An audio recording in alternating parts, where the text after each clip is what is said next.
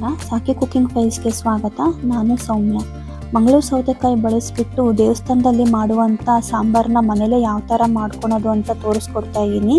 ಈ ಥರ ನೀವು ಮನೇಲೇ ಮಸಾಲೆ ಎಲ್ಲ ಹುರಿದ್ಬಿಟ್ಟು ನೀವು ಸಾಂಬಾರು ಮಾಡಿಕೊಂಡ್ರೆ ಸೇಮ್ ದೇವಸ್ಥಾನದಲ್ಲಿ ಊಟ ಮಾಡಿರೋ ಥರನೇ ಫೀಲ್ ಬರುತ್ತೆ. ಇವಾಗ ನಾನು ಮೊದಲಿಗೆ ಬೇಳೆ ಬೇಯಿಸ್ಕೊಳಕ್ಕೋಸ್ಕರ ಕುಕ್ಕರ್ನ ಬಿಸಿಗೆ ಇಟ್ಕೊಂಡಿದ್ದೀನಿ. ಇಲ್ಲಿ 3 ಕಪ್ ಆಗೋಷ್ಟು ನೀರು ಹಾಕ್ಕೊಂಡಿದ್ದೀನಿ. ಇದು ಚೆನ್ನಾಗಿ ಬಿಸಿ ಆಗಬೇಕು. ಇದು ಕಾದ ನಂತರ ಇಲ್ಲಿ ನಾನು 1 ಕಪ್ ಆಗೋಷ್ಟು ತೊಗರಿ ಬೇಳೆನ ಚೆನ್ನಾಗಿ 2-3 ಬಾರಿ ಇದನ್ನು ವಾಶ್ ಮಾಡಿಬಿಟ್ಟು ಇದಕ್ಕೆ ಸೇರಿಸ್ತಾ ಇದ್ದೀನಿ.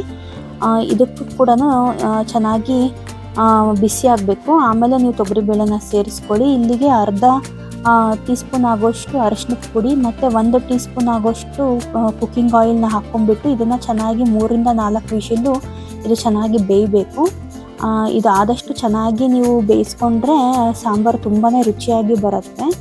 ಇವಾಗ ನಾನು ಹೇಳಿದ್ನಲ್ಲ, ದೇವಸ್ಥಾನದಲ್ಲಿ ಊಟ ಮಾಡಿದಾಗ ಬರುವಂಥ ಟೇಸ್ಟು ನಾವು ಮನೆಯಲ್ಲೇ ರೆಡಿ ಮಾಡ್ಕೊಳಕ್ಕೆ ಮಸಾಲೆನ ರೆಡಿ ಮಾಡ್ಕೋಬೇಕು. ಅದು ಕೂಡ ಫ್ರೆಶ್ಶಾಗಿ ನೀವು ಮಸಾಲೆ ರೆಡಿ ಮಾಡಿಕೊಂಡ್ರೆ ತುಂಬಾ ಚೆನ್ನಾಗಿರುತ್ತೆ. ಇವಾಗ ನಾನು ಇಲ್ಲಿ 3 ಟೇಬಲ್ ಸ್ಪೂನ್ ಆಗೋಷ್ಟು ಕಡಲೆಬೇಳೆ ತೊಗೊಂಡಿದ್ದೀನಿ. ಅದನ್ನು ಚೆನ್ನಾಗಿ ಗೋಲ್ಡನ್ ಕಲರ್ ಬ್ರೌನ್ ಆಗೋ ತನಕ ಫ್ರೈ ಮಾಡಿಕೊಂಡು ತೆಗೆದಿಟ್ಕೊಳ್ಳಿ ಒಂದು ಪ್ಲೇಟಿಗೆ. ಇಲ್ಲಿ 2 ಸ್ಪೂನ್ ಆಗೋಷ್ಟು ಉದ್ದಿನಬೇಳೆ ಕೂಡ ನಾನು ಬ್ರೌನ್ ಆಗೋ ತನಕ ಫ್ರೈ ಮಾಡ್ಕೊಂಡಿದ್ದೀನಿ. ಇಲ್ಲಿ ಜೀರಿಗೆ ಕೂಡ 1 ಟೇಬಲ್ ಸ್ಪೂನ್ ಆಗೋಷ್ಟು ಹಾಕ್ಕೊಂಡ್ಬಿಟ್ಟು ಫ್ರೈ ಮಾಡ್ಕೊಂಡಿದ್ದೀನಿ. ಇಲ್ಲಿ 3 ಟೇಬಲ್ ಸ್ಪೂನ್ ಆಗೋಷ್ಟು ಕೊರಿಯಾಂಡರ್ ಸೀಡ್ಸ್ ಅಂದರೆ ಧನಿಯಾ ಕಾಳು, ಇದನ್ನು ಕೂಡ ನಾನು ಫ್ರೈ ಮಾಡಿಕೊಂಡು ಸೇರಿಸಿದ್ದೀನಿ. ಇಲ್ಲಿ 1/4 ಟೇಬಲ್ ಸ್ಪೂನು ಮೆಂತ್ಯ ಕಾಳು, 1/4 ಟೇಬಲ್ ಸ್ಪೂನು ಕರಿಮೆಣಸು, ಇದನ್ನು ಕೂಡ ಘಮ ಬಿಡೋ ತನಕ ಚೆನ್ನಾಗಿ ಫ್ರೈ ಮಾಡ್ಕೊಳ್ಳಿ. ಇವಾಗ ನೋಡಿ, ಇಲ್ಲಿ 1 ಟೇಬಲ್ ಸ್ಪೂನು ಎಣ್ಣೆ ಹಾಕ್ಕೊಂಡಿದ್ದೀನಿ. ಇದಕ್ಕೆ ಒಂದು ಮೀಡಿಯಮ್ ಗಾತ್ರದಷ್ಟು ಈರುಳ್ಳಿನ ಸಣ್ಣದಾಗಿ ಕಟ್ ಮಾಡ್ಕೊಂಡ್ಬಿಟ್ಟು ಇದಕ್ಕೆ ಇವಾಗ ಫ್ರೈಯಿಂಗಿಗೆ ಸೇರಿಸ್ತಾ ಇದ್ದೀನಿ ನಾನು. ಇವಾಗ ನೋಡಿ, ಇದನ್ನು ಚೆನ್ನಾಗಿ ಫ್ರೈ ಮಾಡ್ಕೋಬೇಕು. ಲೈಟಾಗಿ ಬ್ರೌನ್ ಕಲರ್ ಆಗಬೇಕು ಅಲ್ಲಿ ತನಕ. ತುಂಬ ಹೈ ಫ್ಲೇಮಲ್ಲಿ ಇಟ್ಟು ಯಾವ ಮಸಾಲೆನೂ ಹುರ್ಕೋಬೇಡಿ.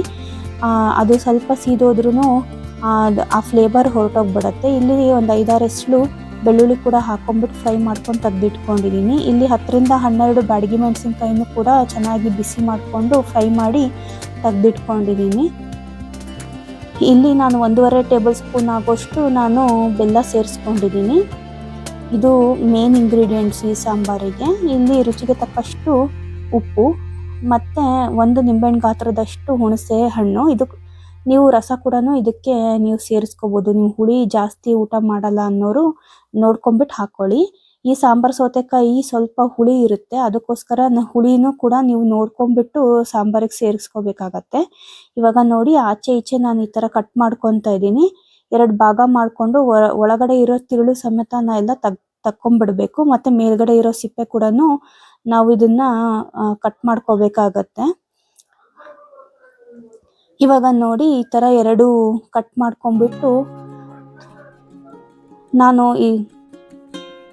ಇವಾಗ ನೋಡಿ ಈ ಥರ ಒಳಗಡೆ ಇರೋ ತಿರುಳನ್ನೆಲ್ಲ ತಕ್ಕೋಬೇಕು. ಇದನ್ನು ಈ ಥರ ಭಾಗಗಳನ್ನ ಮಾಡ್ಕೊಳ್ಳಿ, ಆವಾಗ ಈಸಿ ಆಗುತ್ತೆ ನಿಮಗೆ. ಇವಾಗ ನೋಡಿ, ಇದು ಮೇಲ್ಗಡೆ ಇರೋ ಸಿಪ್ಪೆ ಕೂಡ ನಾನು ತೆಗಿತಾ ಇದ್ದೀನಿ. ಇದು ನೀವು ಹಾಗೆ ಕೂಡ ಮಾಡ್ಬೋದು, ಆದರೆ ನಮ್ಮ ಮನೇಲಿ ಇದು ಇಷ್ಟಪಡೋಲ್ಲ ಅನ್ನೋದಕ್ಕೆ ನಾನು ಇದನ್ನೆಲ್ಲ ತೆಗಿತಾ ಇದ್ದೀನಿ. ಇದು ಆದಷ್ಟು ನೀವು ದಪ್ಪನೇ ಹೆಚ್ಕೊಳ್ಳಿ. ತುಂಬ ನೀವು ಸಣ್ಣದಾಗಿ ಹೆಚ್ಕೊಂಡ್ರೆ ಅದು ಬೇಳೆ ಜೊತೆಗೂ ನೀವು ಕುಕ್ಕರಲ್ಲಿ ಹಾಕಿ ಬೇಯಿಸ್ಕೋಬೋದು. ಆವಾಗ ಫುಲ್ ಸ್ಮ್ಯಾಶ್ ಆಗೋಗ್ಬಿಡುತ್ತೆ. ಇಲ್ಲ ಅಂದರೆ ಓಪನ್ ಬಾಯ್ಲ್ ಮಾಡಿಕೊಂಡ್ರೆ ಅದು ಒಳ್ಳೇದಿದು. ಇವಾಗ ನೋಡಿ, ನಾನು ನಿಮ್ಗೆ ತೋರಿಸ್ತಾ ಇದ್ದೀನಲ್ಲ, ಇಷ್ಟು ದಪ್ಪ ಇದ್ದರೆ ಸಾಂಬಾರಲ್ಲಿ ಹೋಳುಗಳು ತುಂಬ ಚೆನ್ನಾಗಿ ಊಟ ಮಾಡಬೇಕಾದ್ರೆ ಸಿಗುತ್ತೆ. ಇವಾಗ ಒಗ್ಗರಣೆ ಮಾಡ್ಕೋಬೇಕು. ಇವಾಗ ಒಂದು ಪ್ಯಾನಿಗೆ ನಾನು ಎಣ್ಣೆ ಹಾಕ್ಕೊಂಡಿದ್ದೀನಿ. ಇಲ್ಲಿ ನಾನು 1 ಟೀ ಸ್ಪೂನ್ ಆಗೋಷ್ಟು ಸಾಸಿವೆ ಹಾಕ್ಕೊಂಬಿಟ್ಟು ಚೆನ್ನಾಗಿ ಸಿಡಿಬೇಕು. ನಂತರ ನಾನು 8-10 ಕರಿಬೇವಿನ ಎಲೆನ ತೊಳೆದ್ಬಿಟ್ಟು ಹಾಕ್ಕೊಂಡಿದ್ದೀನಿ. ಇದು ಕೂಡ ಚೆನ್ನಾಗಿ ಫ್ರೈ ಆದ ನಂತರ ನಾವು ಸೌತೆಕಾಯಿನ ಎಲ್ಲ ಕಟ್ ಮಾಡಿ ಇಟ್ಕೊಂಡಿದ್ವಲ್ಲ, ಆ ಸಾಂಬಾರು ಸೌತೆಕಾಯಿನ ಇದಕ್ಕೆ ಸೇರಿಸ್ಕೊಂಡ್ಬಿಟ್ಟು ಇದನ್ನು ಬೇಯಿಸ್ಕೋಬೇಕಾಗತ್ತೆ. ನಾವು ಇದನ್ನು ನೀರು ಒಂದು ಸ್ವಲ್ಪ ಎಣ್ಣೆ ಒಳಗಡೆ ಇದನ್ನು ಫ್ರೈ ಮಾಡಿಕೊಂಡು ಇದಕ್ಕೆ ಮುಳುಗೋಷ್ಟು ನೀರು ಹಾಕ್ಕೊಂಡ್ಬಿಟ್ಟು ಇದನ್ನು ಚೆನ್ನಾಗಿ ನಾವು ಫ್ರೈ ಮಾಡ್ಕೋಬೇಕು. ನಂತರ ಇದನ್ನು ನೀರು ಹಾಕ್ಬಿಟ್ಟು ಬೇಯಿಸ್ಕೋಬೇಕಾಗತ್ತೆ. ಇವಾಗ ನೋಡಿ, ಇದು ಮುಳುಗೋಷ್ಟು ನೀರು ಹಾಕಿದ್ದೀನಿ ನಾನು. ಇವಾಗ ಮಸಾಲೆನ ರುಬ್ಕೊಳ್ಳೋಣ. ಇವಾಗೆಲ್ಲನೂ ನಾನು ಫ್ರೈ ಮಾಡಿ ಇಟ್ಕೊಂಡಿದ್ನಲ್ಲ, ಅದಕ್ಕೆ 1 ಕಪ್ ಆಗೋಷ್ಟು ತೆಂಗಿನ ತೆಂಗಿನಕಾಯಿನ ಸೇರಿಸ್ಬಿಟ್ಟು ಇದನ್ನು ಮಸಾಲೆನ ನುಣ್ಣಗೆ ರುಬ್ಕೋಬೇಕಾಗುತ್ತೆ. ಆದಷ್ಟು ಎಷ್ಟು ನುಣ್ಣಗಾಗುತ್ತೋ ಅಷ್ಟು ನುಣ್ಣಕ್ಕೆ ನೀವು ಇದು ಮಸಾಲೆನ ರುಬ್ಕೊಳ್ಳಿ. ತರ್ತರಿಯಾಗಿತ್ತು ಅಂದರೆ ಸಾಂಬಾರು ಅಷ್ಟೊಂದು ಚೆನ್ನಾಗಿ ರುಚಿಯಾಗಿ ಬರೋದಿಲ್ಲ. ಆದಷ್ಟು ನೀವು ಎಷ್ಟು ನುಣ್ಣಗೆ ರುಬ್ತೀರೋ ಅಷ್ಟು ಟೇಸ್ಟಿಯಾಗಿ ಬರುತ್ತೆ ಸಾಂಬಾರು. ಇವಾಗ ನೋಡಿ ನಿಮಗೆ ತೋರಿಸ್ತಾ ಇದ್ದೀನಲ್ಲ, ಇಷ್ಟು ನುಣ್ಣಗಾಗಬೇಕು. ನೀವು ಬ್ಯಾಡಗಿ ಮೆಣಸಿನ್ಕಾಯಿ ಹಾಕಿರೋದ್ರಿಂದ ಕಲರ್ ಕೂಡ ತುಂಬಾ ಚೆನ್ನಾಗಿ ಬರುತ್ತೆ. ಇವಾಗ ನೋಡಿ ಇದಕ್ಕೆ ನಾನು ತೊಗರಿಬೇಳೆ ಬೇಯಿಸಿದ್ನಲ್ಲ ಅದು ಸೇರಿಸ್ಬಿಟ್ಟು ಮಸಾಲೆ ರುಬ್ಬಿದ್ನೂ ಕೂಡ ಸೇರಿಸಿದ್ದೀನಿ. ಇದು ಚೆನ್ನಾಗಿ ಕುದಿಬೇಕು. ಇದನ್ನು ಹೈ ಫ್ಲೇಮಲ್ಲಿ ಇಟ್ಕೊಂಡ್ಬಿಟ್ಟು ನೀವು ಕುದಿಸ್ಕೋಬೇಡಿ, ಇದು ತಳ ಹಿಡಿದ್ಬಿಡುತ್ತೆ. ಆದಷ್ಟು ನೀವು ಲೋ ಫ್ಲೇಮಲ್ಲಿ ಇಟ್ಕೊಂಡೆ ಸ್ವಲ್ಪ ದೊಡ್ಡ ದೊಡ್ಡ ಗುಳ್ಳೆ ಬರೋ ತನಕ ಚೆನ್ನಾಗಿ ಫ್ರೈ ಮಾಡ್ಕೊಳ್ಳಿ. ಇವಾಗ ನೋಡಿ ಬಿಸಿ ಬಿಸಿಯಾಗಿರುವಂಥ ಸೌತೆಕಾಯಿ ಸಾಂಬಾರು ರೆಡಿಯಾಗಿದೆ. ಇದನ್ನು ನೀವು ಬಿಸಿ ಬಿಸಿ ಅನ್ನ ಜೊತೆಗೆ ನೀವು ಊಟ ಮಾಡ್ತಾ ಇದ್ದರೆ ಸೇಮ್ ದೇವಸ್ಥಾನದಲ್ಲೇ ಊಟ ಮಾಡ್ತಾ ಇದ್ದೀನಿ ಅನ್ನೋ ಫೀಲ್ ಬರುತ್ತೆ. ಇವಾಗ ನೋಡಿ ನಾನು ಸರ್ವ್ ಮಾಡ್ತಾ ಇದ್ದೀನಿ.